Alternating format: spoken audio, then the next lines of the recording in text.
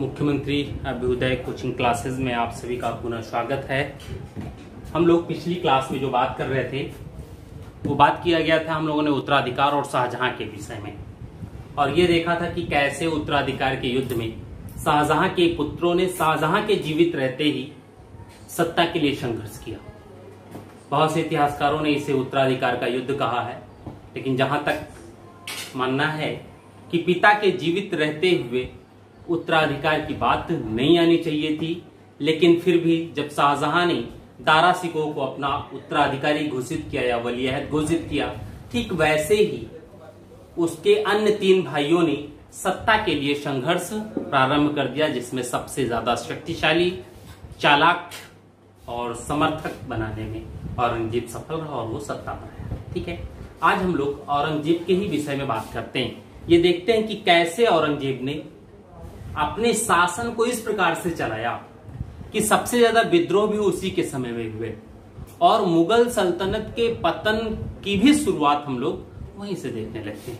आर्थिक स्थिति खराब थी या उसकी नीतियां खराब थी कि उसकी धार्मिक नीति ऐसी थी, प्रशासनिक व्यवस्था खराब थी कि जब तक वह जीवित रहा वह समस्या में ही रहा।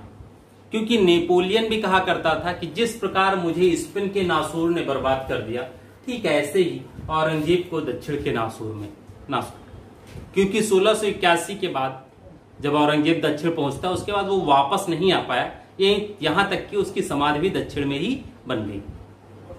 प्रारंभ में गोलकुंडा, बीजापुर, उसके बाद मराठों का संघर्ष, और वो इस हद तक लेके गया कि औरंगजेब अपने आप को दक्षिण से उत्तर भारत नहीं ला पाए। तो अलग अलग चीजें थी। तो आज हम लोग औरंगजेब पे चर्चा करते हैं और ये देखते हैं कि औरंगजेब क्या थे, क्या था 1658 से 1707 ईस्वी। दूसरी बात एक ध्यान रखिएगा कि मुगल शासकों में सबसे लंबा कार्यकाल था।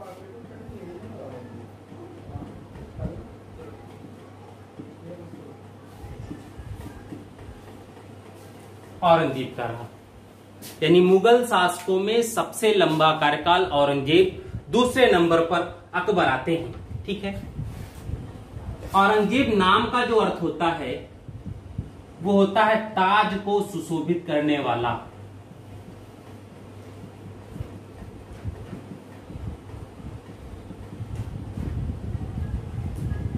ताज को सुशोभित करने वाला औरंगजेब नाम का अर्थ है। ठीक है, अब अगर औरंगजेब के नाम का अर्थ ताज को सुशोभित करने वाला है तो यानी उसके पिता ने ये सोच करके ही तो नाम रखा होगा शाहजहां ने, और जब सोच कर रखा है ये नाम तो वो सुशोभित तो करेगा ही। उसकी योग्यता भी ऐसी थी, दो बार दक्षिण का सूबेदार रह चुका है। फिर जब कांधार अभियान हम लोग देखते हैं तो उसमें उसकी वीरता को देख करके औरंगजेब की इतिहासकारों ने उसे उस समय का भारत का सर्वश्रेष्ठ सेना की उपाधि दे दी थी, क्योंकि युद्ध के मैदान में दोपहर की नमाज वहीं युद्ध चल रहा हो और उन्हीं के बीच में अपना चद्दर बिछाओ और पढ़ने लगना, वो उसकी योग्यता, साहस को प्रदर्शित करती थी। ठीक है, बाद में डींग तो बहुत आंखें। मूल नाम इसका जब देखते हैं वो है मुहिउद्दीन। कभी कभी पूछते हैं मुहिउद्दीन। ठीक है, अब इनकी बहुत सी उपाधियां भी हैं। औरंगजेब की जब उपाधियों की बात करें तो इनकी उपाधि भी बहुत सी है, जैसे शाही दरवेश,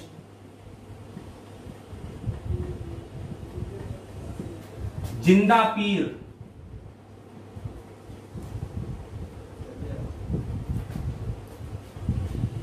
आलमगीर,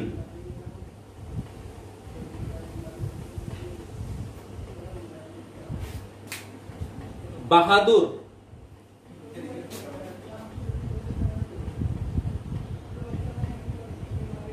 हाफिज इत्यादि। ठीक है, ये उनकी उपाधियां हैं। जैसे शाही दरवेश जो इनको कहा गया, वो इसके सादे रहन सहन के कारण कहा गया।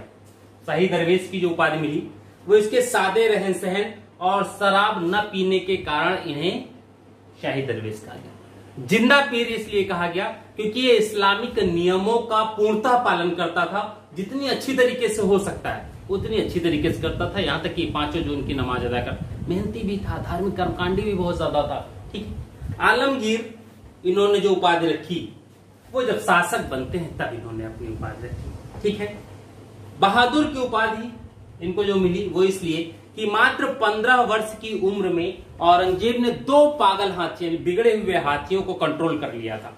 और जब इन्होंने 2 बिगड़े हुए हाथियों को कंट्रोल कर लिया तो इसके पिता शाहजहां ने इसे बहादुर की उपाधि दी थी। ठीक, हाफिज इसलिए कहते हैं क्योंकि ये पहला और आखिरी मुगल बादशाह है जिसे पूरी कुरान याद थी, मुजबानी कंठस्थ थी इसे, इसलिए इसे हाफिज कहते हैं। तो ये इनकी हैं उपाधियां। ठीक है, अब जब उपाधियां हो गई तो अब ये देखा जाए अनुयायी। यह मीर मासूम का था। नक्शबंदी सिलसिले के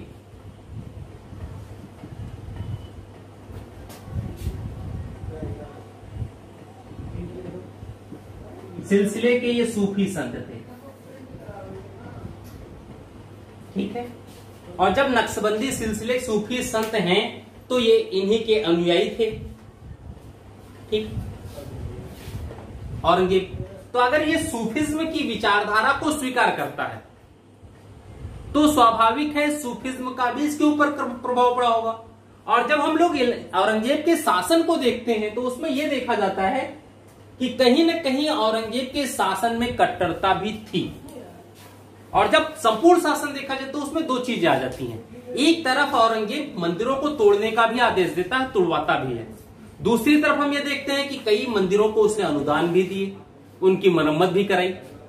लेकिन उसका जो आदेश था एक मरम्मतों का भी, तो उसमें वो कुछ ही मंदिर हैं, जैसे केशवराय मंदिर है, बनारस का विश्वनाथ मंदिर है, इन लोगों के अनुदान भी दिया। फिर कुछ संप्रदाय थे उनको भूमि अनुदान दिए, ये सब चीजें हैं। लेकिन दूसरी तरफ ये है औरंगजेब का कि जो पुराने मंदिर है, अगर हम लोग बाद में देखा जाए तो उसमें इन्होंने ये आदेश दिया कि जो पुराने मंदिर है उनको तोड़ा न जाए, लेकिन नए मंदिरों का निर्माण इन्होंने पूर्णतः मना कर रखा था। उन मंदिरों को तोड़ा गया जहां पर विद्रोह हो रहे थे। क्यों? क्योंकि विद्रोह वाले स्थानों पर मंदिर ही विद्रोहियों की शरण स्थली, उनके मिलने का स्थान, वहीं से नीतियों का निर्धारण ये भी होता था। तो जब वहां पर ये रोक लगा देंगे, उन मंदिरों को तोड़ देंगे, उन पे अधिकार की बात आ जाएगी, तो फिर वहां पर विद्रोही गतिविधियां जो हैं वह कहीं ना कहीं शांत हो जाती है। तो ये चीज इन्होंने किया। ठीक है, अब देखिए यह इकलौता मुगल बादशाह है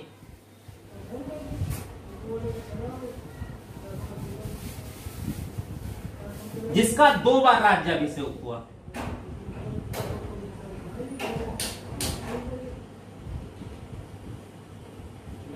ठीक, पहला 1658 में, दूसरा 1659 में। ठीक, पहला है सामूगढ़ युद्ध के विजय के पश्चात और दूसरा देवराई युद्ध के पश्चात, यानी जब दारा को भी मृत्युदंड दे दिया जाता है उसके पश्चात हुआ। ठीक है, अब देखिए इनके साथ और क्या चीजें थी।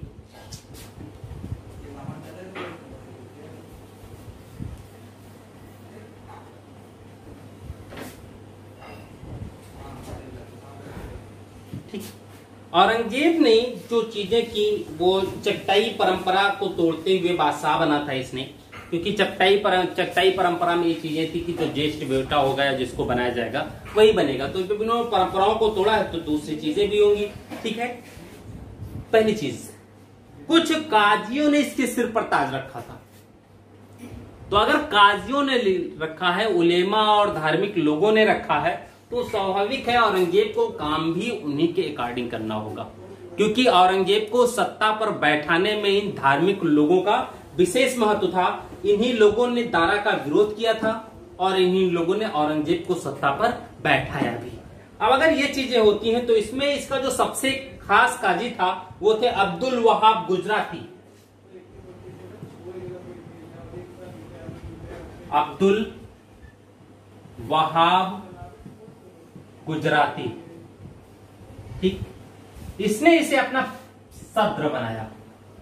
पहले सद्र हैं ये औरंगजेब के समय में, जिनकी सबसे पहले सद्र के उस पर नियुक्ति होती है। इसी ने फतवा जारी किया और औरंगजेब के सिर पर ताज रखा। बहुत ज्यादा घनिष्ठ संबंध, लेकिन इसमें कमी थी। लालची था बंदा और चुपके चुपके शराब पीता था, ठीक। इसमें गुप्त रूप से शराब का सेवन करता था और गुप्त रूप से ही व्यापार करता था। दो चीजें, शराब का सेवन और व्यापार। किस कंडीशन में? गुप्त रूप से। भाई काहे कि पीने की इच्छा है तो खुलेआम पियो, चुपे चुपे काहे पियो? क्यों? क्योंकि इनके संबंध किससे? औरंगजेब से। औरंगजेब के ही कृपा का परिणाम था सद्र का पद। औरंगजेब स्वयं शराब नहीं पीता। दूसरी तरफ आप धार्मिक हो और इस्लाम में शराब जो है हराम है। भाई इस्लामिक नियम कायदे कानून जो है उनकी व्याख्या आप कर रहे हो और आप ही कह रहे हो कि शराब हराम है और खुद ही पियो, तो ये तो दिक्कत थी। तो चूंकि खुद पी रहे थे तो औरंगजेब को आज नहीं तो कल तो पता चलेगा ही चलेगा, ठीक है। तो जब चलता है तो पद से हटाया जाएगा। तो जब इनके खिलाफ कुछ किए गए तो उसमें इन्होंने क्या किया कि जब औरंगजेब गोलकुंडा अभियान पर गया,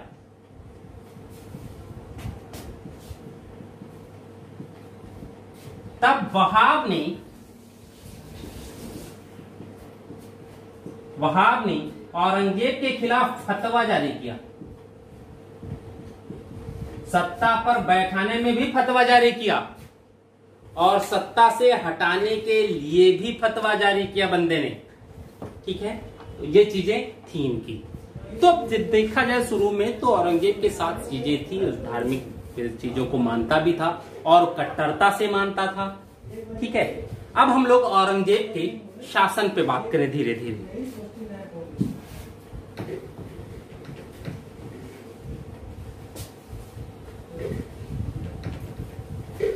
ठीक है, अब जब हम शासन की बात करते हैं औरंगजेब में, तो पहले हम लोग सुल्तान बनने से पूर्व उसकी उपलब्धियां देखिए, सैनिक उपलब्धियां, ठीक है। सुल्तान बनने से पूर्व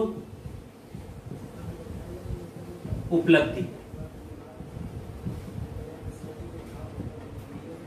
कैसी उपलब्धियां? ये सैनिक उपलब्धियां, ठीक। तो पहली चीज इसमें जो है, 2 बार दक्षिण का सूबेदार रहा।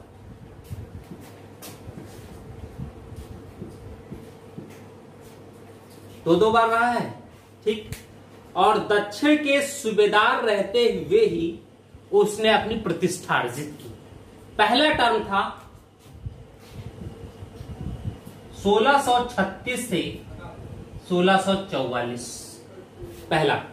दूसरा जो टाइम पीरियड आता है वो आता है 1652 से 1657। देखिए ये टाइम पीरियड ऐसा है जिसमें अहमदनगर विलय किया गया, बीजापुर और गोलकुंडा से संधि की गई, पहला।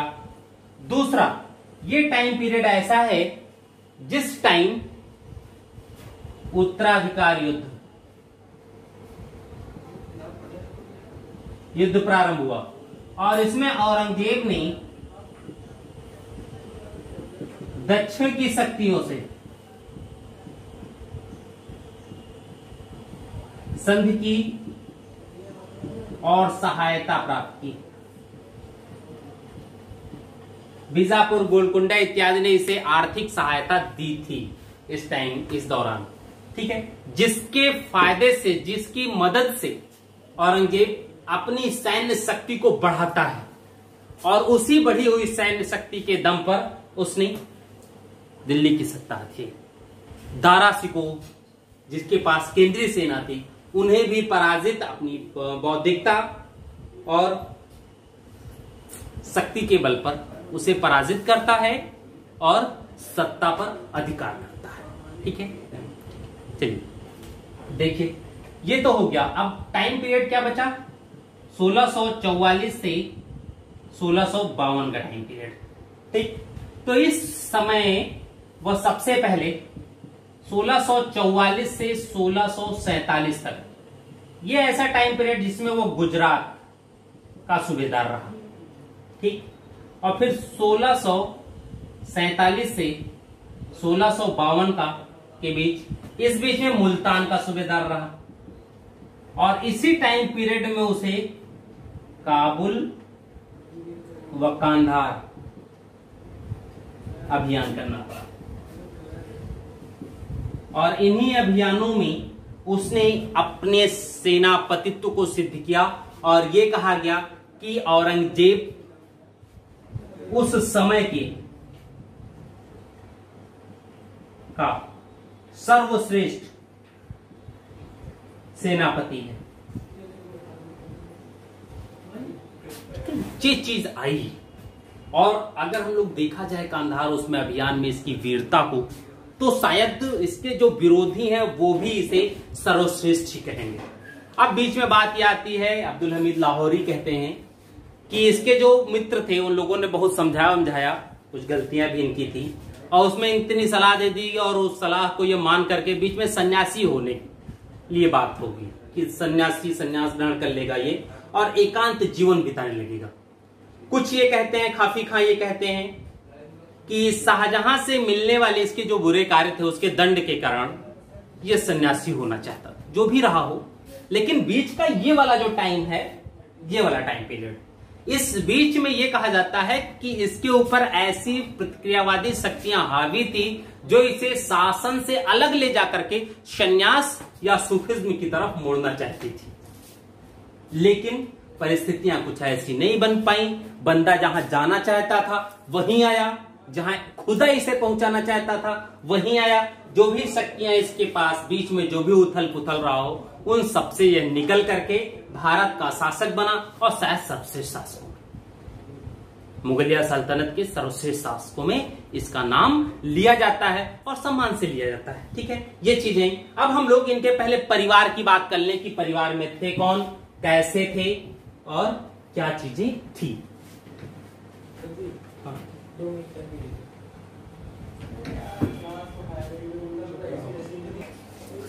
चलिए, औरंगजेब के हम लोग परिवार की बात करते हैं। अब उसमें ये देखा जाए कि उसके कितने पुत्र थे, कितनी पुत्रियां थी, तो इनकी बड़ी संख्या है। फिर भी प्रमुख पहली पत्नी राबिया उद दौरानी, ये इनकी प्रमुख थी, फारस की राजकुमारी थी जिससे इसका विवाह हुआ। ठीक है, राबिया उद दौरानी, इनको आधुनिक पवित्रात्मा राबिया भी कहा जाता है, रूबिया भी कहा जाता है, आधुनिक पवित्रात्मा रूबिया।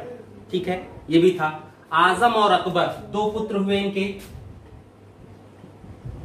आजम और अकबर। ठीक है, ये दो हुए, आजम और अकबर। इन दोनों पुत्रों की बात होती है, और कहते हैं आजम के सम्मान में औरंगजेब ने सतारा दुर्ग का नाम आजम तारा किया था। ठीक है, इनके नाम पर सतारा दुर्ग का नामकरण किया गया आजम तारा। सतारा जीता भी था, मराठों के अधीन था ये दुर्ग, इसको औरंगजेब ने जीता भी। ठीक है, अकबर, इस बंदे ने 1681 में औरंगजेब के खिलाफ विद्रोह किया। ठीक, राजपूतों का समर्थन मिला था, लेकिन बाद में जब आमने से नए सेना पहुंची तो औरंगजेब भी घबरा गया कि कहीं हार न जाए, क्योंकि राजपूत ऑलरेडी बहुत अच्छे योद्धा होते थे, और मेवाड़ और मारवाड़ दोनों की सेनाएं इसके साथ थी। इसके अपने भी सहयोगी थे, काफी उदारवादी लोग जुड़ चुके थे। स्थिति क्या हुई कि औरंगजेब पराजित हो सकता था, लेकिन औरंगजेब ने चालाकिस काम लिया। उसने एक पत्र लिखा कि वाह बेटा तुमने बहुत अच्छा किया है, जो हम लोगों की रणनीति थी तुम उसी के अंतर्गत काम कर रहे हो और बहुत अच्छा किया। सभी राजपूतों को कोशिश करो कि एकजुट ले आओ और फिर हम दोनों मिल करके राजपूतों को हलाल कर दें। ये बात आई। जब राजपूतों के शिविर के पास भिजवाया तो राजपूतों को संदेह हो गया इस पे और काफी कुछ रात में ही राजपूत भाग गए। दुर्गादास ने बहुत इसको वो देना, लेकिन इसका भी साहस छूट गया। जब देखा राजपूत भाग गए एक छोटे से पत्र से, तो दुर्गादास ने सोचा कि क्यों नहीं मराठा ले जाए, तो वहां ले गए मराठवाड़ा। तो साहू से मुलाकात हुई, लेकिन साहू से भी इसकी कुछ बहुत ज्यादा हेल्प नहीं माना जा सकता था और अंततः बेटा पराजित होकर के फारस भाग गए। फारस के ही सुल्तान के यहाँ इन्हें शरण मिली, ये उसी के यहाँ रहे और अंततः मसनद में दफनाया गया जब मृत्यु हुई तो। ठीक है, ये चीजें आई इनकी। ठीक है, अब बात आती है राबिया उद दुर्रानी की। तो इनकी भी मृत्यु हुई दक्षिण भेली। भाई जहां स्वामी वहीं तो पति।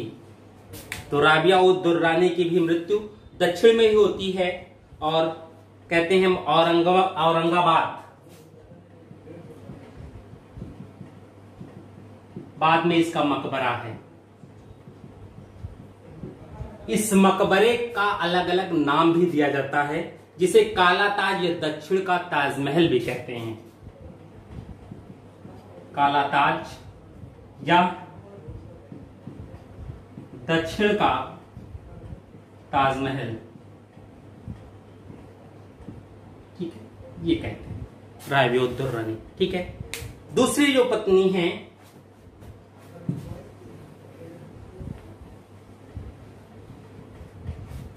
वो है रहमतुन्निसा।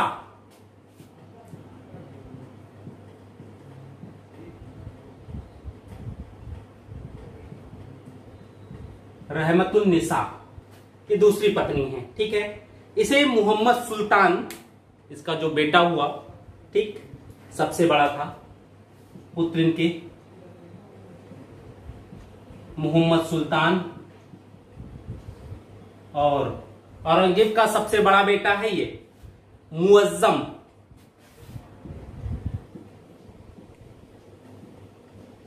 मुअज्जम या शाह आलम। ठीक है, ये दो हुए। कहते हैं ये कश्मीरी राजपूत महिला थी।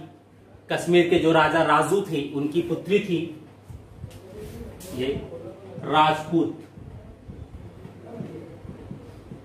महिला। यानी औरंगजेब का भी विवाह राजपूत परिवारों में हुआ था। ठीक है,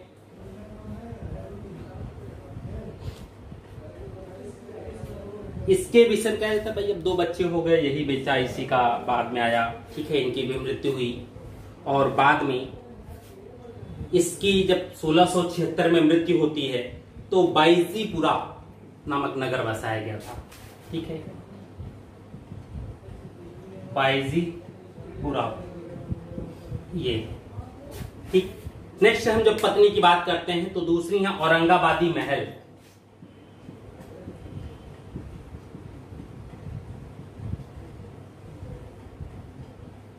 औरंगाबादी महल, ठीक है, एवं उदयपुरी महल।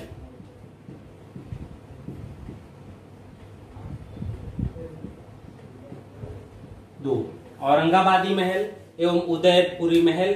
उसकी अन्य पत्नियां थी, इनको कहते हैं जार्जियन दासी थी। ठीक है, जार्जिया की थी, दासी थी। औरंगजेब का सबसे छोटा जो पुत्र था काम बख्श, इनका बेटा था काम बख्श, उदयपुरी महल का बेटा था। ठीक है, ये चीज आई। दूसरी एक है हीराबाई। ये औरंगजेब की रखेल थी। ठीक, और इसकी उपाधि इन्होंने दी हीराबाई की जैनाबादी महल।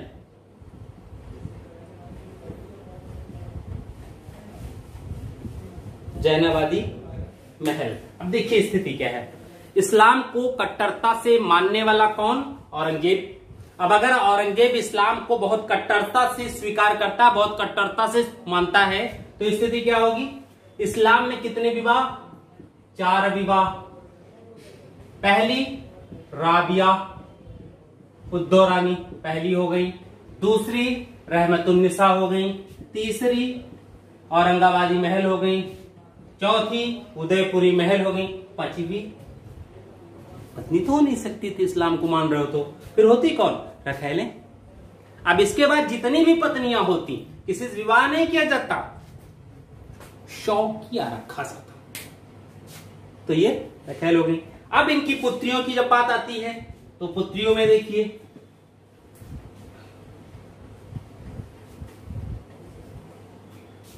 ठीक है, पुत्रियां, कई पुत्रियां थी जिनमें से अधिकतर का विवाह नहीं हुआ, क्योंकि मुगलों में भी बाद के समय में राजपूती परंपरा कायम हो गई थी, और उस राजपूती परंपरा के अनुसार अगर हम सबसे उच्च कुल के हैं तो हम अपनी पुत्रियों का विवाह अपने से उच्च कुल में ही करेंगे, निम्न कुल में नहीं कर सकते। ये राजपूतों में मान्यता थी। वैसे लोग जो अपने आप को सर्वश्रेष्ठ मानते थे, पहले परंपरा ये थी कि वो लोग अपनी पुत्रियों को या तो जन्म के साथ ही मार देते थे, या अगर नहीं मार पाए प्रेमवश, तो वो करते क्या थे कि जो पुरोहित होते थे उनके साथ विवाह कर दिया जाता था, या उनको दे दिया जाता, पुरोहित ले जाते थे अपने घर, या तो अपने पास रखते थे, नहीं वो विवाह की प्रणाली कर देते थे। ये सारी चीजें चलती थी। मुगलों ने भी क्या सोचा कि राजपूत चूंकि सर्वश्रेष्ठ हैं और राजपूतों ने मेरे यहां वैवाहिक संबंध किए हैं, तो फिर मैं तो उनसे भी श्रेष्ठ हुआ, और अगर मैं भारत में सबसे श्रेष्ठ हूं तो हम अपनी बेटियों की शादी निम्न कुल में क्यों करें? तो जब निम्न कुल में करें तो बेटियां हरम में ही पड़ी रहती थी। तो कुछ तो बिछप्ती में भी आत्महत्या कर ली 1-2 लोगों ने, कुछ पूरा जीवन अविवाहित ही बिता दिया। जैसे पहली जेबुन्निसा,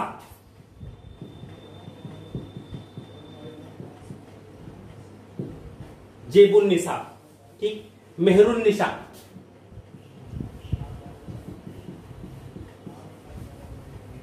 मेहरुन्निसा, ठीक, जीनतुन्निसा,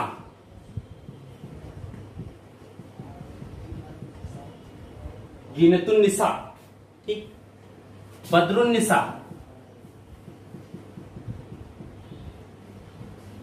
बदरुन्निसा और जुबततुन्निसा।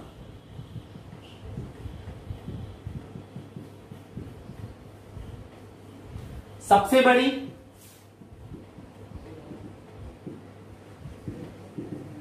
पुत्री, ठीक है, यही थी। इसके विषय में यह कहा जाता है कि एक कवित्री थी, मखफी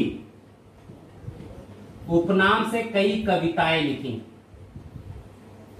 कहते हैं पुत्रियों में उसके सबसे योग्य यही थी। दिल्ली में उसने एक पुस्तकालय, नाम था बैतुल उलूम, इसकी स्थापना की। कौन? जेबुन्निसा ने, ठीक है। कहते हैं इसे भी पूरी कुरान जबानी याद थी, जिसके लिए औरंगजेब ने उसे 30,000 कुरान याद थी, और इस हेतु से पिता से 30,000 मोहरे प्राप्त हुई थी। इससे पिता से, ठीक है, ये चीजें हुई। दीवाने मखफी की रचना की थी इसने, और सलीमगढ़ जेल में डाला गया था इसे बाद में।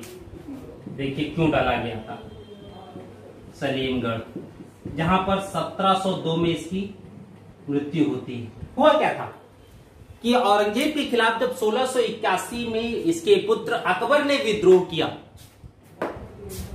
तो जेबुन्निसा ने अकबर का पक्ष लिया था दरबार में रहते हुए, क्योंकि कहीं ना कहीं जेबुन्निसा और अकबर पर, दोनों पर राजपूती प्रभाव भी पड़ा था, दारा का भी प्रभाव पड़ा था, क्योंकि काफी समय दरबार में इन लोगों के ऊपर दारा का प्रभाव पड़ा। इनकी जो बुआ थी उसका भी प्रभाव पड़ा था, तो इसलिए ये लोग भी चाहती थी। और जब इसने लिया और अकबर भाग गए फारस, तो औरंगजेब ने इसको क्या किया, इस सलीमगढ़ के किले में बंद करा दिया और उसी बंदी अवस्था में 1702 में इसकी मृत्यु हो गई। ठीक है, ये चीजें हुई थी। और जो दूसरी पुत्रियां थी वो सब हरम में ही रही और फिर बाद में डेथ हो गई। जुबतुन्नुसा इसका जो विवाह है दारा सिको के पुत्र, जो छोटा पुत्र था सिपिहर सिको, ठीक है, सिपिर सिको के साथ हुआ था। इसका विवाह सिपिर सिको के साथ किया गया। तो ये चीजें आई। अब हम लोग इनके काम पर चलते हैं, क्या कार्य किया था, ऐसी क्या चीजें थी।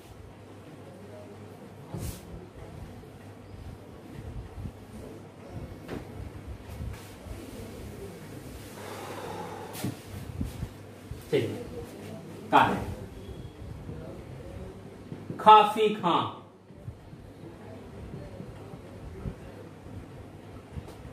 ठीक है, खाफी नहीं खफी खां, खफी खां, कहीं कहीं खाफी भी मिलते हैं, जो भी हो।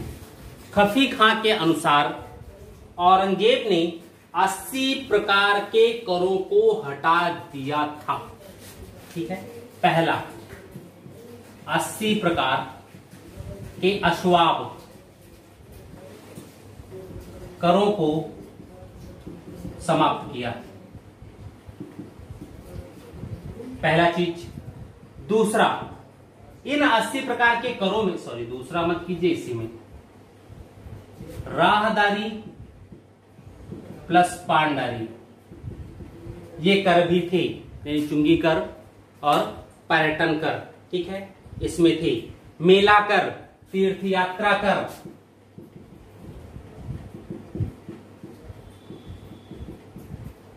अकबर से पूर्व भी तीर्थ यात्रा कर किसी ने हटाया था, कौन था, सॉरी औरंगजेब से पूर्व, ठीक, किसने हटाया था, अकबर ने। स्थानीय कर जो भी लगते थे, जो जमींदारों के द्वारा वसूल किया जाता था, उन सभी करों की वसूली इसने मना कर दी, रोक लगाई। लेकिन कोई देना चाहता है तो हम थोड़े मना करेंगे, जमींदार फिर भी वसूलते रहे। ठीक है, दूसरा काम, खाद्यान्नों पर से कर हटा दिए। तीसरा काम देखिए क्या है, मद्यपान, जुआ एवं वेश्यावृत्ति, मद्यपान, जुआ व वेश्यावृत्ति बंद करवा दी। भाई जब हम नहीं पीते हैं तो तुम काहे पियोगे, हम नहीं पीने देना चाहते हैं, नहीं, ठीक। साम्राज्य में भांग की खेती पर रोक लगा दी। साम्राज्य में भांग की खेती बंद करवा दी।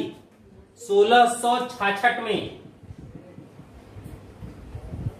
तंबाकू पर लगने वाले चुंगियों को समाप्त कर दिया। चुंगी को समाप्त किया, तंबाकू पर कर रहे हैं, ठीक है। कम उम्र के बच्चों के बंध्याकरण,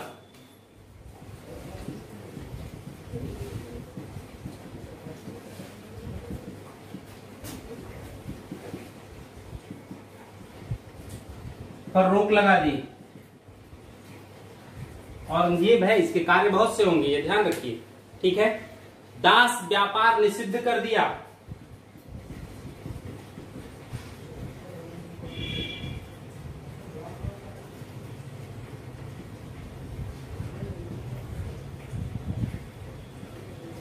दास व्यापार निषिद्ध कर दिया, ठीक है। देखिए, फारसी त्योहार नौरोज दिख रहा है,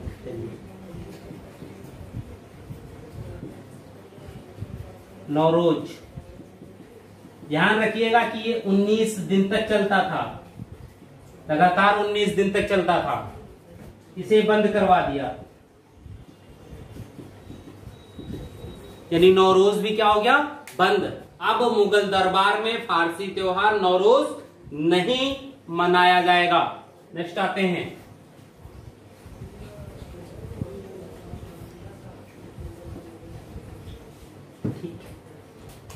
नाइन। देखिए, सिक्कों पर यानी जो मुद्राएं होती थी उस पर जो कलमा लिखवाया जाता था, कुरान की आयतें, ठीक है, सिक्कों पर कलमा लिखने पर रोक लगा दी। अब अगर सिक्कों पर कुछ कलमा नहीं लिखा जाएगा तब क्या लिखा जाएगा? कहते इस पर उसने कविताएं किसकी रोक लगा दी, इसके बदले उसने सिक्कों पर शाहबादी, ठीक, मीर अब्दुल शाहबाई, मीर अब्दुल शाहबाई की कविताएं लिखवाई। अब्दुल शाहबाई की कविताएं लिखवाई इन्होंने, ठीक है। फारसी कवि हाफिज की कविताओं पर, कवि हाफिज की कविताओं पर प्रतिबंध लगा दिया। लॉर्ड लिटन हो गया था, वरना किलर प्रेस एक्ट दूसरे की बात नहीं होगी, सिर्फ हम ही जो चाहेंगे वही बात होगी, ठीक है। देखिए और दूसरा क्या क्या होता नहीं है, लोग फैशन में क्या करते हैं, दाढ़ी यहां तक बढ़ा लेंगे, है ना, इतना बड़ा ऊपर तक, खाली दाढ़ी दाढ़ी रहता है पूरे शरीर में। इसने क्या कहा, ज्यादा बड़ी दाढ़ी नहीं हो सकती थी, दाढ़ी की लंबाई मात्र 4 अंगुल ही हो सकती थी। यानी ज्यादा लंबी दाढ़ी रखने पर रोक लगा दिया इसने कहा 4 अंगुल से ज्यादा दाढ़ी दंड के लिए हो सकता है, ठीक है। मुहत्सिब,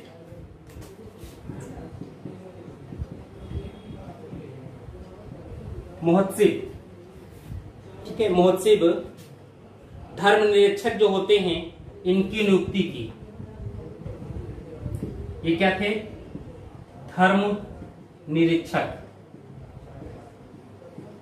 मुहत्सिब धर्म निरीक्षक थे, इनकी वो नियुक्ति कर रहा है, ठीक है, प्रत्येक प्रांत में। लेकिन इन लोगों को यह भी कहा गया है कि किसी भी व्यक्ति के निजी जीवन में आप हस्तक्षेप ना करें, बस आपका काम क्या है ये देखना कि व्यक्ति इस्लामिक नियमों के अनुसार या जो सिद्धांत है समाज में रहने का उसके अनुसार अपना जीवन जी रहे हैं या नहीं जी रहे हैं। अगर नहीं जी रहे तब आप दंडित करने के भागी हो, लेकिन उनके निजी जीवन में आप हस्तक्षेप नहीं करो, ठीक है। पहला मुहस्सिब जो था वो उसका था समरकंद का निवासी मुल्ला अजवावी। पहला मुहस्सिब मुल्ला अजवावी, ठीक है, ये उसके पहले अजवाजी, ठीक, ये पहले मुहस्सिब नियुक्त किए गए, ठीक है। इसको मिला बैठे हैं।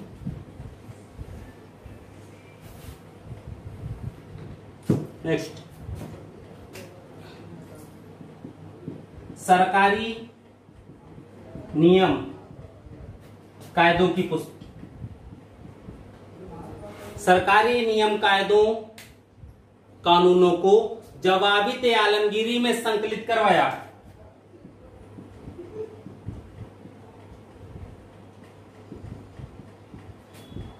आलमगीरी में संकलित करवाया, ठीक, यानी कानून की पुस्तक थी जवाबित आलमगीरी, ये ध्यान रखिएगा, अभी जल्दी में ही आया है, ठीक है। इस्लामिक कानूनों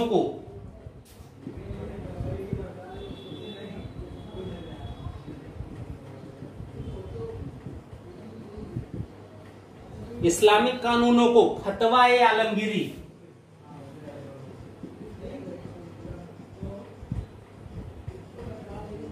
नाम से संकलित करवाया। ठीक है, यानी जो सरकारी नियम कानून कायदे थे उनको जवाबित आलमगीरी, और जो इस्लामिक नियम कानून कायदे हैं उनको फतवा आलमगीरी के नाम से संकलित करवा रहा है बंदा। ठीक हो,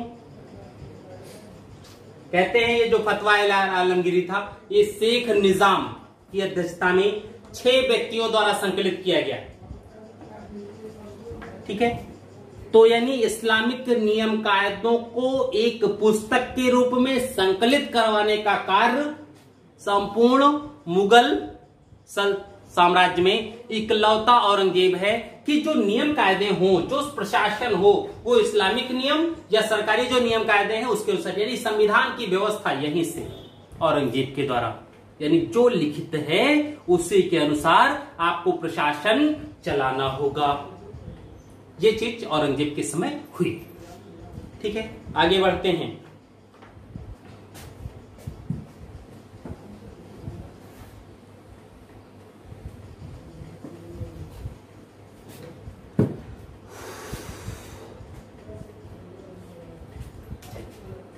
कितना नंबर था, नंबरिंग क्या थी, कुछ भी नहीं हो, पॉइंट्स में कर लें। ठीक है, अब देखिए, दरबार की कार्यवाहियां गुप्त रखी जाने लगी, इतिहास लेखन को प्रतिबंधित कर दिया इसने। इतिहास लेखन को प्रतिबंधित किया। संगीत पर रोक लगा दी। दरबार में जो भी संगीतकार थे सबको बाहर कर दिया इसने। कहते हैं जब इसने इस सब पर रोक लगाई संगीत पर और सभी संगीतकारों को बाहर कर दिया, तो इन सभी संगीतकारों ने संगीत का जनाजा निकाला। और जब औरंगजेब को पता चला भाई बाहर से दरबार के सामने से शोर मचाते हुए जा रहे थे जनाजा लिए हुए, तो औरंगजेब ने किसी से पूछा, अपने भाई दास जो थे उनसे पूछा होगा कि बाहर क्यों शोर हो रहा है, तो उसने ये बताया कि साहब संगीत का जनाजा निकाल रहे हैं संगीतकार लोग। तो उससे ये कहा कि जाके उन लोगों से बता दो कि इसे इतना नीचे दफन करेंगे, संगीत को इतना नीचे इतनी गहराई में दफन करें कि दोबारा ऊपर ना आ पाए। क्यों किया होगा? क्योंकि कहते हैं औरंगजेब के समय में संगीतकारों की संख्या भी बहुत ज्यादा थी। दूसरी चीज, औरंगजेब के समय जब हम देखते हैं तो आर्थिक स्थिति साम्राज्य की खराब हुई थी, संपूर्ण विश्व की आर्थिक स्थिति खराब हुई थी। और अगर मुगल काल की देखें तो औरंगजेब के समय मनसबदारी व्यवस्था में जो लोग भी जुड़े हुए थे, स्थिति ये हो गई थी कि उनको वेतन देने भर का भी पैसा औरंगजेब के पास नहीं रहता था। और जब कंडीशन ये आ जाए कि वेतन भर का भी पैसा ना हो तो समस्या नहीं आनी थी। तो ऐसे में हुआ क्या कि इसने जो फालतू के खर्चे थे वो सारे खर्चे इन्होंने बंद करने चाहिए। जैसे दरबार में ऐसे लोग जो सैनिक कार्य नहीं कर सकते थे, इन सबको उसने बाहर कर दिया। कुछ तो बचत होगा। कहते हैं वेतन देने के लिए जो भी खाने के पात्र थे सोने चांदी वाले, उनको ढलवा दिया गया था सिक्कों में, उनको तुड़वा डाला था इसने। शराब वराब पीने के जो पात्र होते सब सोने चांदी पात्र थे, वो सब तुड़वा करके इसने सिक्कों में ढलवा दिया ताकि वेतन दे सके। तो ये भी हो सकता है कि संगीतकारों को निकालने का उद्देश्य इसका कि वेतन देना भी रहा हो। ठीक है। दूसरी चीज, इसने अपने शासन का वर्ष चंद्रवर्ष से किया था, अरबी चंद्रवर्ष। राजस्व खाते जो सूर्य पंचांग पर होते थे उनके स्थान पर इसने चंद्र पंचांग को वरीयता दी थी। ठीक है, यानी हर जगह चंद्र पंचांग को ही आगे लाने की परंपरा इसी के समय है। ठीक, देखिए स्थिति। आगे बढ़ते हम लोग धीरे धीरे इनके। संगीत की जब बात करें तो ये तो कहा जाता है कि दरबार में इसने संगीत रोका, लेकिन बंदा स्वयं भी बहुत अच्छा वीणा वादक था, बहुत अच्छा बजाता है। नौबत जो बजाया जाता है, ड्रम जैसे मुहर्रम आ गया है तो खूब बजता होगा रात में, इस पर रोक नहीं लगाई इसने। महिलाओं के संगीत की शिक्षा पर रोक नहीं लगाई। यहां तक कि उल्लेख मिलता है कि महिलाएं शहजादियां जो थी वो संगीत की शिक्षा ग्रहण कर लेती थी और उनको बकायदा संगीत की शिक्षा देने के लिए इसने संगीतकारों की नियुक्ति स्वयं की है, सिर्फ दरबारी संगीत परिसरों के, जबकि वहां सब कर रहा है महिलाएं संगीत। कहते रात रात भर संगीत के कार्यक्रम हरम में होते रहते थे, औरंगजेब भी उसमें बैठता था, बीड़ा बजाता था, कुछ भी करता रहा होगा, देखते ही रहा होगा। ठीक है, तो वो चीजें रही यहां पर, तो जो भी बात रही हो सब चीजें ठीक थी। ठीक है, आगे बढ़े हम लोग से। अब धार्मिक नीति देखा जाए औरंगजेब की। औरंगजेब की धार्मिक नीति, अब जब हम बात औरंगजेब की धार्मिक नीति की करें तो धर्म पर तो इसका बहुत बड़ी बात आ जाती है।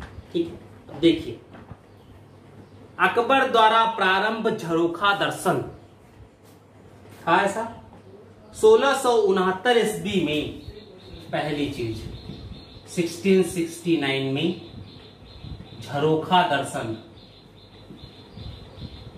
बंद करवा दिया। झरोखा दर्शन क्या होता था कि सुल्तान किसी झरोखे के पास जैसे सो के उठते थे सुबह, तो प्रातः काल ही सुल्तान, पहले सुल्तान फिर जहांगीर के समय तो सुल्तानी भी आ गई थी, तो जहां भी बैठने लगी थी, शाहजहां के समय कुछ समय मुमताज भी कभी कभी बैठ जाया करती थी, तो वो चीजें होती थी, वो लोग वहां बैठ जाते थे।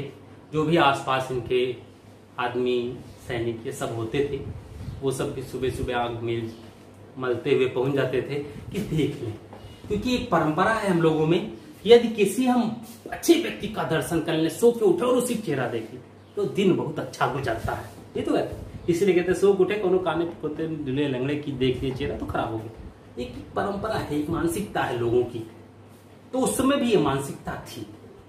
तो लोगों की ये था कि अगर हम सुल्तान का ही चेहरा देख ले, सो के उठे और सीधा नरेंद्र मोदी दिख जाए तो शायद दिन बड़ा अच्छा गुजर जाएगा। तो लोग क्या करता था, आग से उठते थे, आग मिचते हुए वही पहुंच जाते थे आराम से, और फिर वही सीधे देखते थे कि सुल्तान दिख रहा है कि नहीं।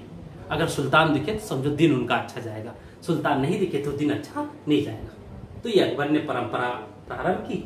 औरंगजेब ने कहा ये सब कुछ नहीं होगा, ये सब देखने से थोड़े दिन, सुबह सुबह अच्छी नमाज पढ़ लो, खुदा को याद कर लो, दिन स्वतः ही अच्छा हो जाएगा। तो ये सब बात आई। दूसरा, तुलादान 1670 में तुलादान पर रोक लगा दी, लेकिन बाद में काफी लोगों ने इसका वो किया, सामाजिक जनमत ने इसका विरोध किया और अंततः बाद में इस पर जो रोक लगी थी उसे हटा दिया। ठीक, तुलादान क्या होता है कि सुल्तान का जब बर्थडे वड्डे आता था या कोई ऐसी बात होती थी तो उसमें इनके बराबर सिक्कों से इसको तौल दिया जाता था, और जो सिक्के होते थे, जैसे मान लो हम 80 किलो हैं, मेरे बर्थडे वाले दिन मुझे तौला जाए, तो कोई जरूरी थोड़े सिक्के से तौला जाए, आलू रख के तौल दो, प्याज रख के तौल दो, गेहूं धान चावल जो भी हो उससे तौल दो आप, फिर जितना किलो वो हुआ उतना किलो वो चीज गरीबों में आप वितरित कर दो।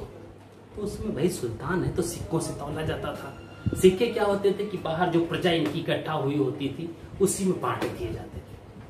तो इसमें इसने पहले रोक लगाई, फिर बाद में जब देखा भाई लोगों को तो नुकसान हो रहा है तो उन लोगों ने प्रेशर बनाया, तो जब उन लोगों ने प्रेशर बनाया तो जो रोक लगाई थी उसे इसने हटा दिया। ठीक, दूसरा देखिए, दरबार में होली, दिवाली इत्यादि जो भी हिंदू त्योहार थे, कैसे हिंदू त्योहार, इनके मनाने पर रोक लगा दी। यानी कोई भी हिंदू त्योहार अब दरबार में नहीं मनाया जाएगा, उन सभी त्योहारों पर औरंगजेब के द्वारा रोक लगा दी गई है। यानी दरबार से हिंदुओं की तो बात है, लेकिन जब हम लोग देखते हैं तो यह देखा जाता है कि सर्वाधिक हिंदू अधिकारी औरंगजेब के ही समय है। सर्वाधिक हिंदू अधिकारी औरंगजेब के समय है और इनकी संख्या क्या है 33%। 28 से ऊपर इसके पहले नहीं थे। शाहजहां के समय 28% आते हैं, 28 नहीं 25%, ठीक है। और अकबर के समय तो 21% थे, तो सबसे ज्यादा हैं। लेकिन जब इनमें आप परसेंटेज देखिए तो उसमें परसेंटेज किसका ज्यादा दिखता है, मराठों का, और किसी का नहीं। मराठों की संख्या यहाँ ज्यादा है, अन्य की संख्या यहाँ कम है। तो जब मराठों की संख्या ज्यादा है तो काम तो मराठे ही करेंगे, और मराठवाड़ा या दक्षिण के ही अमीरों को ज्यादा आपने भर्ती किया, क्योंकि सबसे ज्यादा समस्या आपको वही थी, इसलिए आपने उन लोगों को भर्ती किया क्योंकि वहां पर लोग ज्यादा थे, ठीक है। यहां तक कि औरंगजेब ने किरोड़ी ये अकबर के समय शुरू किया गया था, पर इसकी नियुक्ति हुई थी। इस पद को, यानी इस पद पर जो बैठने वाला व्यक्ति होगा उसे मुसलमानों के लिए आरक्षित कर दिया। ये करोड़ी क्या होते थे, एक भूभाग के अधिकारी। इनका काम क्या था, उस पूरे भूभाग से राजस्व का एकत्रीकरण। राजस्व कितना होगा उस क्षेत्र का, सामान्यतः जो अनुमान किया जाता था 1 करोड़। चूंकि 1 करोड़ के ये अधिकारी हैं, 1 करोड़ राजस्व युक्त भूमि जहां से 1 करोड़ राजस्व की प्राप्ति हो सकती है उसके अधिकारी हैं, इसलिए इनका नाम करोड़ी कहा गया। ठीक, करोड़ी या किरोड़ी जो भी आप कहना चाहें वो मिला, ठीक है। दूसरा, औरंगजेब की जब हम लोग बात करते हैं, ठीक है, तो इसने अपने प्रशासन में जो हिंदू अधिकारी इत्यादि थे, बीच में विरोध भी हुआ कि लोगों को निकालो, इनको काहे रखे हो, तो उसने बकायदा हिंदू अधिकारियों को निकालने से मना कर दिया था और कहा था दुनियावी मामलों में धर्म का क्या लेना देना। लेकिन जब हम औरंगजेब की स्थिति देखते हैं तो ये देखते हैं कि उसने दुनियावी मामलों में धर्म का लेना देना रखा। उसके पीछे रीजन भी बहुत से हैं। रीजन उसके पीछे यह आ सकता है कि जब हम औरंगजेब के क्रियाकलाप ये देखें तो उसमें यह बात आती है कि औरंगजेब को सत्ता पर बैठाने में सामान्यतः योगदान भी इस्लामिक कट्टर लोगों का था। तो अगर इसका योगदान इस्लामिक कट्टर लोगों का है तो औरंगजेब को शासन भी उनके अकॉर्डिंग कुछ न कुछ तो चलाना पड़ेगा, तो उसने उसी हिसाब से शासन भी चलाया। लेकिन जब तक उसकी बात हम लोग करते हैं तो उसका दूसरी तरफ क्या कहता है, दुनियावी मामलों में धर्म का क्या लेना देना, धार्मिक आचारों को धर्मांधता से जोड़ने का क्या मतलब है, आपके लिए आपका मजहब है, मेरे लिए मेरा है। उलेमाओं से कहा आपके लिए आपका मजहब, मेरे लिए मेरा मजहब, और दुनियावी मामलों में धर्म का क्या लेना देना, ठीक है, ये चीज हुई। दूसरा देखिए आगे,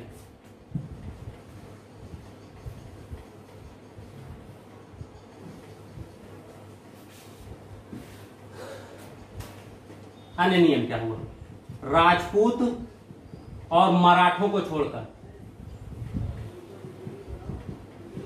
अन्य हिंदुओं की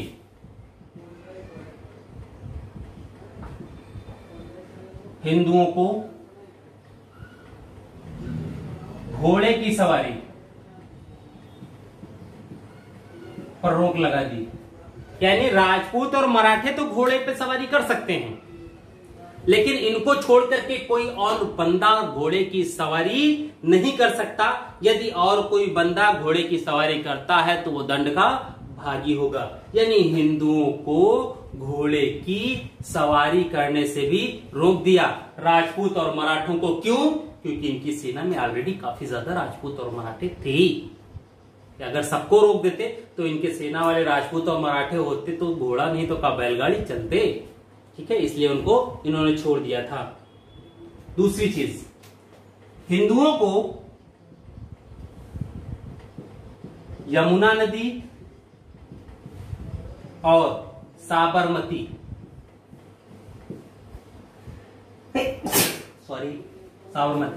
नदी के किनारे शव जलाने से रोक दिया। इन दो नदियों के किनारे तुम 100 नहीं जलाओगे, और जहां इच्छा हो वहां जलाओ, वो तुम्हारे ऊपर है। ठीक। दूसरा देखिए, व्यापार के क्षेत्र में विभेदक कर लगाया। जैसे मुसलमानों से व्यापार में 2.5%, हिंदुओं से 5% का ये लिया गया। ठीक। कुछ समय बाद क्या किया गया, ये जो मुस्लिमों से 2.5% है इसको 0% कर दिया गया,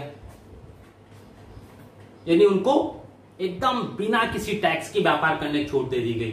हिंदुओं पर 5% लिया जा रहा है, यानी अब यहां पर मुस्लिमों के मूल्य, वस्तु के मूल्य, हिंदुओं के वस्तु के मूल्य में 5% समानता अंतर आ जाएगा, यानी मुस्लिमों को व्यापार के क्षेत्र में आगे बढ़ाने की बात हो रही है और हिंदुओं को व्यापार के क्षेत्र में डाउन करने की बात आ रही है।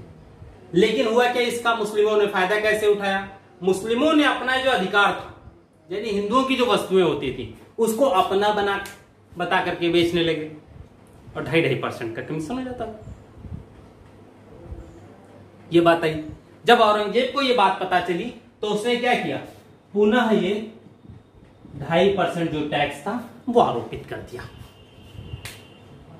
यानी अब फिर 2.5% लाभ कहां दे पाएगा ये, व्यापार में मुस्लिमों को आगे बढ़ाने का काम किया। ठीक है। अब देखिए क्या किया इसने, गुरुवार की रात में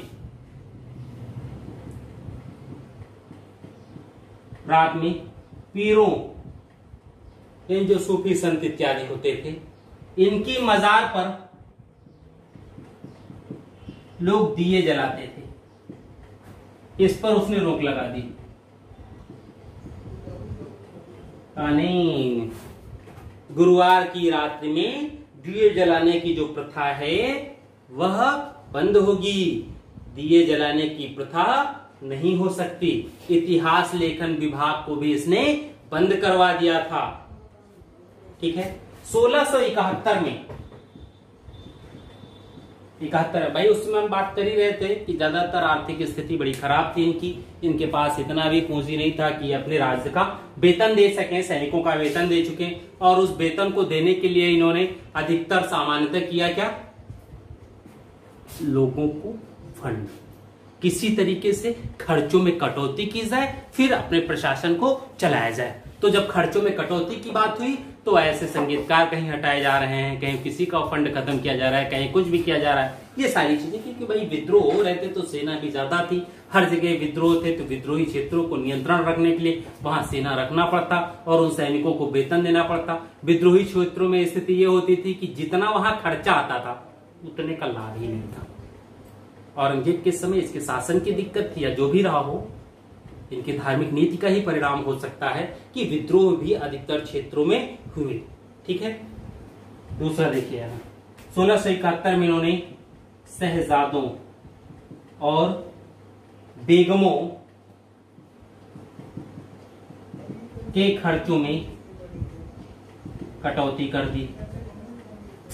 ठीक है। शहजादों और बेगमों के खर्चों में कटौती कर दी। दरबारियों को रेशमी अंगरखे, है ना, वस्त्र पहनने की, दरबारियों को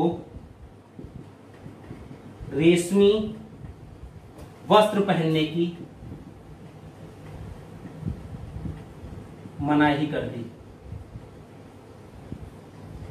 ठीक है। ये सारी चीजें आई इनके समय, वस्त्र पहनने की मनाही कर दे रहे हैं। अब देखिए, मुहर्रम बंद करवा दिया 1669 में।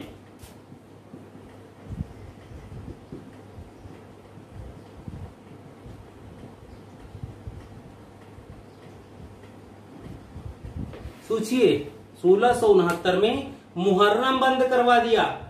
मुस्तफाबाद में गर्म पानी के पवित्र चश्मे को बंद करवा दिया। और 1670 ईस्वी से 170 से स्वयं का जन्मदिन मनाना बंद कर दिया।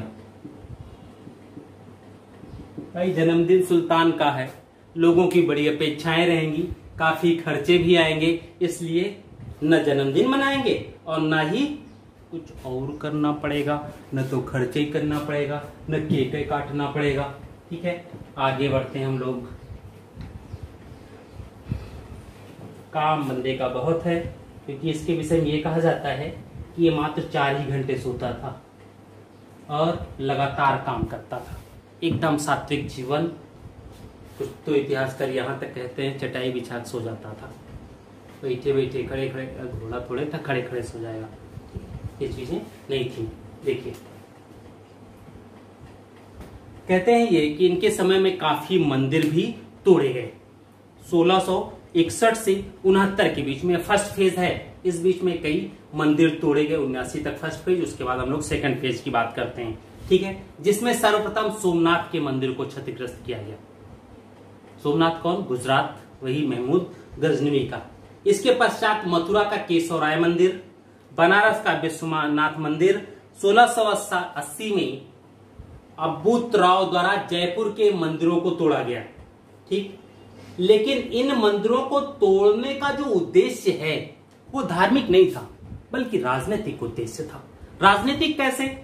जब हम राजनीतिक उद्देश्य की बात करते हैं तो उसमें यह देखते हैं कि ये मंदिर उन क्षेत्रों में स्थापित हैं जिन क्षेत्रों में विद्रोही गतिविधियां संचालित थी। जब हम मथुरा की बात करते हैं तो वहां जाटों का विद्रोह था। जब हम गुजरात इत्यादि की बात करते हैं तो वहां राजपूत और मराठों का विद्रोह था। जब बनारस की बात करते हैं तो यहां पे भी जाट प्रभावी थे। राजपूताने की बात करते हैं तो वहां पर भी राजपूतों का संपूर्ण विद्रोह था। तो इसने कोशिश यही किया ना कि इनको तोड़ने के बाद, क्योंकि ईश्वर प्रसिद्धा होती है, हम लोग ये कहते हैं कि चलो कोई दिक्कत नहीं, भगवान तो देख ही रहे हैं, हमारी विजय ईश्वर पे छोड़ दो, ईश्वर चाहेगा तो विजयी हो। और जब सब कुछ ईश्वर छोड़ दें और ईश्वर को पहले मार दिया जाए, जैसे आप लोग कुछ होता नहीं अभी से बच्चे जो होते हैं स्कूल इंटर वाले करते क्या है, छोटी छोटी बात को लेकर के झगड़ा, और जब झगड़ा करते हैं तो कहते हैं अरे हमारे पास वो भैया हैं डिग्री कॉलेज वाले, अभी कल कहते हैं आएंगे। अब भैया से इन्होंने कहा भैया भी आए, अपने साथ 8-10 लोगों को लेके जाएं। भैया लड़का भी गया है, वो भी अपने साथ 5-6 दोस्तों को लेके गया है, और पहुंचे उधर जिससे लड़ाई हुआ था वो भी बंदा अपने भैया को लेके आया था। उन लोगों ने इनके भैया पीट दिया। तो जब भैया ही मार खा जाएंगे तो क्या जो बच्चा अपने भैया पर इतने ऐंठ के बोल रहा था, क्या वो युद्ध करेगा? तो युद्ध नहीं कर सकता था। तो जब विश्वास ईश्वर पे है और ईश्वर को ही तबाह कर दिया जाए तो मनोबल कम हो जाता था। औरंगजेब ने भी इसमें यही चीज की, ज्यादातर जो औरंगजेब को बाइज्जत बरी करना चाहते हैं उसके धार्मिक नीति में, वो लोग यही कहते हैं कि ऐसा नहीं था, कुछ परिस्थितियां थी, कुछ राजनीति थी, इसकी वजह से उसने ये सब धार्मिक चीजें अपनाई। अगर ये सब चीज ना होती तो शायद वो ऐसा नहीं करता। लेकिन हम लोग जब शासक बनने से पूर्व की बात करते तो ये देखते हैं कि उस समय भी औरंगजेब में कट्टरता विद्यमान थी। क्यों विद्यमान थी? स्वभाव था, नहीं ऐसा नहीं होता। ठीक है, अब देखिए जजिया।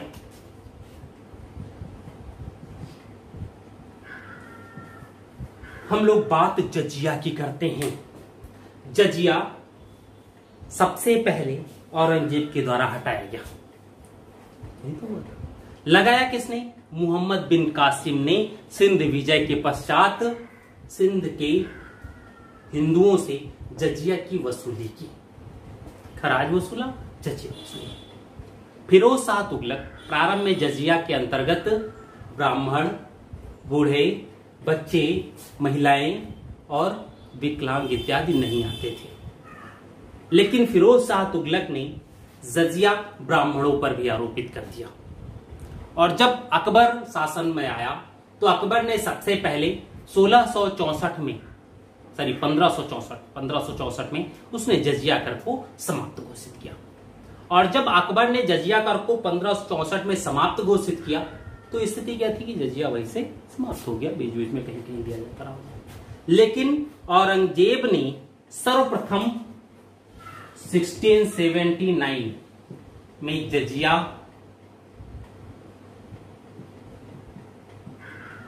आरोपित किया पुनः भारत पर। इसलिए हम लोग ये कहते हैं कि अकबर की तुलना में औरंगजेब एक कट्टर मुसलमान था।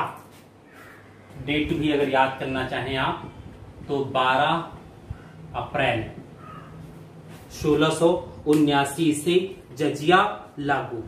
ठीक, अब जजिया लागू कहां किया गया? मारवाड़ में। क्यों मारवाड़ में की? क्योंकि मारवाड़ में उत्तराधिकार को लेकर के विद्रोह हुआ था। कारण क्या था? मारवाड़ के शासक थे राजा जसवंत सिंह।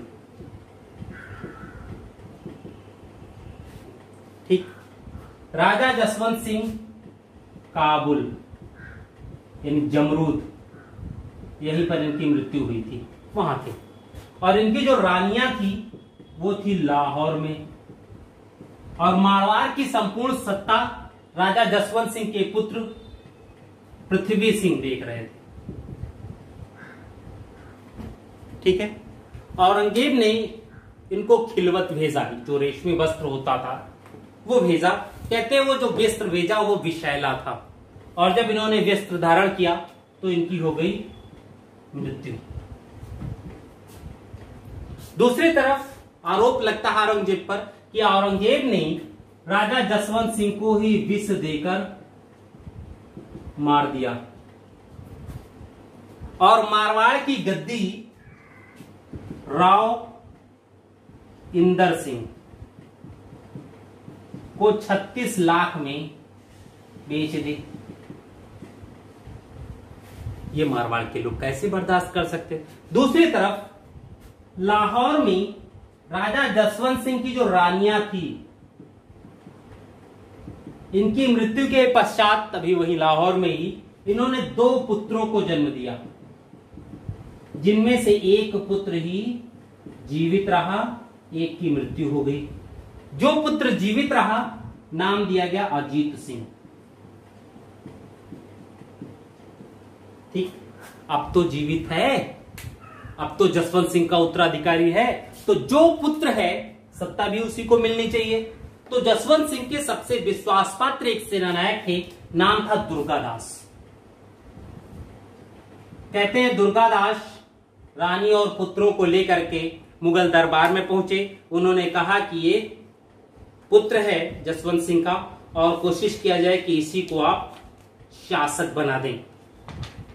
ठीक है, लेकिन औरंगजेब ने ये कहा नहीं, ये तो डुप्लीकेट है, ये उनका ना लड़का थोड़े है, ये उनका लड़का नहीं, ये तो जाली बच्चा तुम लेकर के आए हो, और मना कर दिया। साथ ही साथ कैद कर लिया नूरगढ़ किले में। किसको? रानी और अजीत सिंह को। कहते हैं दुर्गादास ने दिमाग लगाया, कैद से भागे, मारवाड़ पहुंचे, और मारवाड़ में राजा अजीत सिंह को, जो कि एक अल्पवयस्क बालक थे, इनको उसने शासक घोषित किया। क्योंकि जनता जो है अजीत सिंह के प्रति, जसवंत सिंह के प्रति विश्वास पात्र थी, इसलिए जनता अजीत सिंह के पक्ष में आकर के विद्रोह कर देती है। इंदर सिंह जिनको बेचा गया था ये भाग खड़े होते हैं। ठीक है, ये भाग खड़े होते हैं, और यहीं से मारवाड़ का मुगलों के खिलाफ स्वतंत्रता संघर्ष शुरू हो जाता है।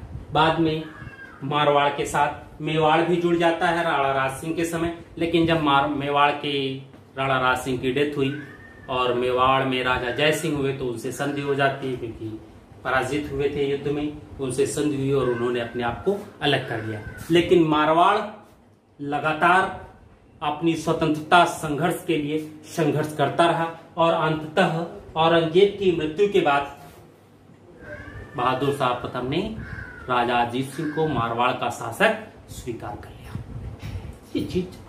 ये चीज हुआ भी। ठीक है, आगे बढ़ते हैं हम लोग।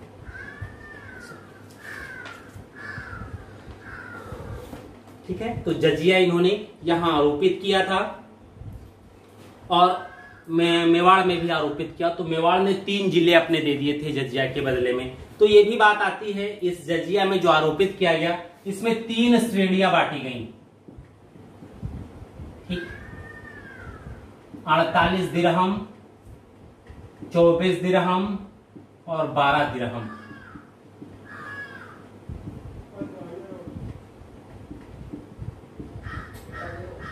ठीक, ये बांटा गया इसमें। जब दिरहम की हम लोग बात करते हैं तो 48 दिरहम 13 रुपया, 24 दिरहम 6 रुपया, 12 दिरहम 3 रुपया।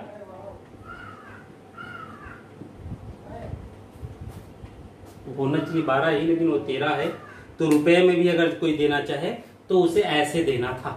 तो ये चीजें आ गई, बाद में ये सब चीजें चलती रही, बाद में फिर ये सब चीज खत्म हुई। ठीक है, अब हम आगे और बढ़ते हैं इनके समय में होने वाले विद्रोह।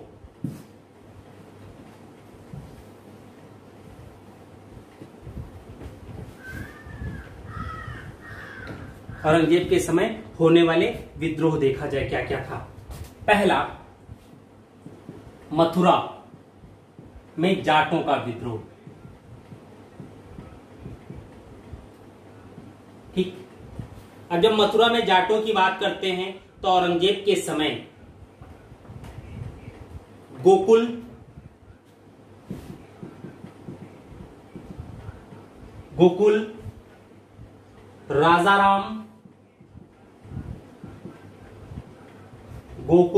राजाराम, चूड़ामन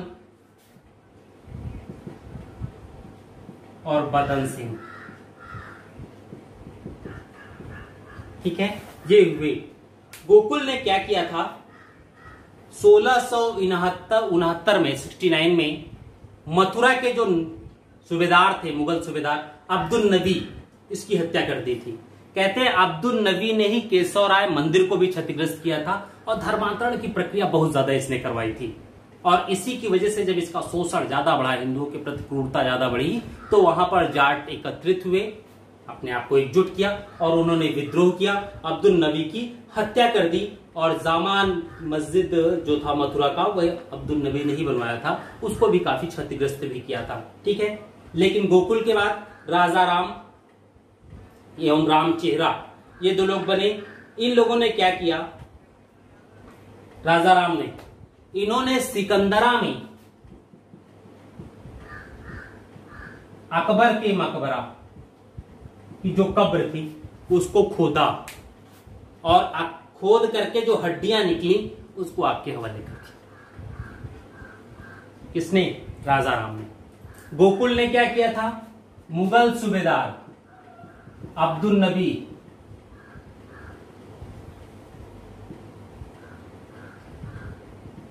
की हत्या की थी, पराजित करके हत्या कर दी थी। ठीक है,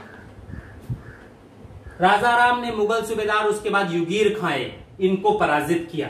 ठीक है, फिर इनके बाद आए चूड़ामन। चूड़ामन के विद्रोह का जो केंद्र था वो था थीम, यानी थूण था। राजा राम के पश्चात यही नेता बने और बिशन सिंह को मथुरा का फौजदार बना करके चूड़ामन के विद्रोह को दबाने के लिए भेजा गया। चूड़ामन पराजित होकर उसके उतरे, पराजित किया और सोनार के दुर्ग को विजित कर लिया था, लेकिन जाट विद्रोह को दबा नहीं जा सका। बाद में चूड़ामन ने भरतपुर राज्य की स्थापना की, यानी चूड़ामन को भरतपुर जाट राज्य का संस्थापक कहते हैं।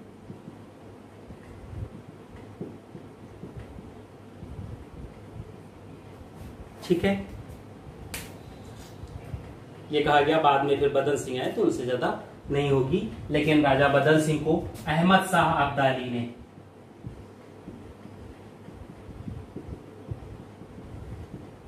ने राजा की उपाधि दी थी। तो ये चीज है, पहला ये हुआ। दूसरा विद्रोह सतनामी, दूसरा सतनामी विद्रोह। ठीक, तीसरा सिख विद्रोह, चौथा राजपूत विद्रोह,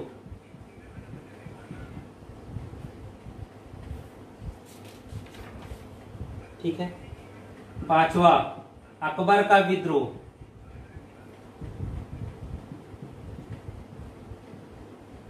और मराठों का स्वतंत्रता संग्राम, ये तो जानते ही हैं। यूसुफजाइयों का विद्रोह, यूसुफजाइयों पर विजय कौन प्राप्त किया? अकबर ने। इससे यूसुफजाइयों के खिलाफ युद्ध जो हुआ था विजय को लेकर के, उसी में अकबर के सबसे अच्छे मित्र महेश दास की मृत्यु हुई थी। ठीक है। फिर बुंदेलखंड का विद्रोह,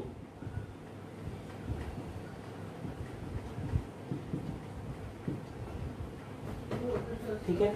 तो ये चीजें थी। बुंदेलखंड यानी ओरछा, चंपत राय या छत्रसाल, ठीक है, इनका विद्रोह हुआ।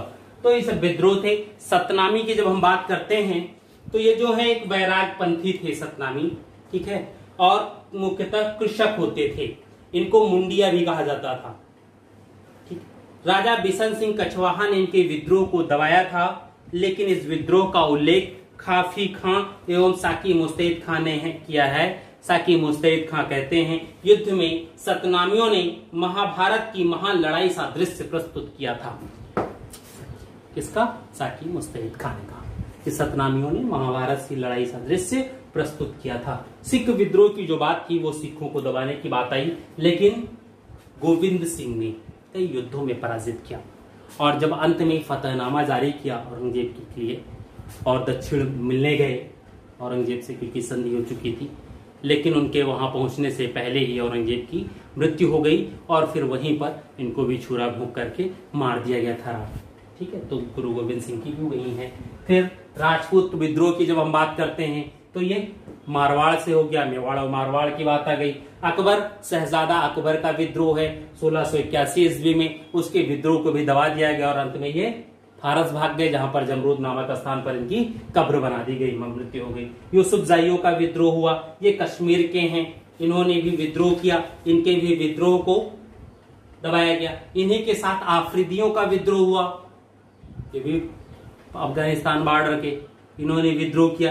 इनके भी विद्रोह को अकमल खान ने इनका नेतृत्व किया था, यूसुफजाइयों अफरीदियों के विद्रोह का, लेकिन इनके भी विद्रोह को दबाया गया और इन्होंने भी मुगल के साथ आ गए। ठीक है। जब हम बुंदेलखंड की बात कर रहे हैं तो बुंदेलखंड में चंपत राय इन्होंने किया था और जब ज्यादा दबाव पड़ा तो इन्होंने मुगल आधिपत्य स्वीकार करने के स्थान पर आत्महत्या की। बाद में छत्रसाल हुए और छत्रसाल कहते हैं कि औरंगजेब के खिलाफ औरंगजेब के साथ शिवाजी के खिलाफ युद्ध में गए थे, लेकिन जब शिवाजी के वीरता और उनके सिद्धांत को देखा तो इन्होंने औरंगजेब के पक्ष में युद्ध न करके शिवाजी के पक्ष में आ गए और वहीं से ये शिवाजी से इतने ज्यादा प्रभावित हो गए कि अपने पूरे जीवन तक ये मराठों के साथ रहे। ठीक है। ये चीजें यहां आई। अब हम लोग औरंगजेब के दूसरे पक्ष को देखते हैं।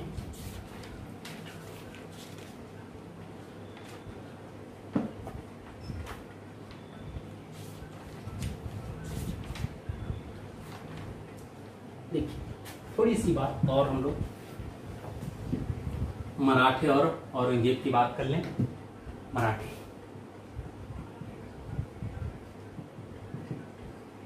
जब हम मराठों की बात करते हैं तो ये देखते हैं 1665 में मिर्जा राजा जय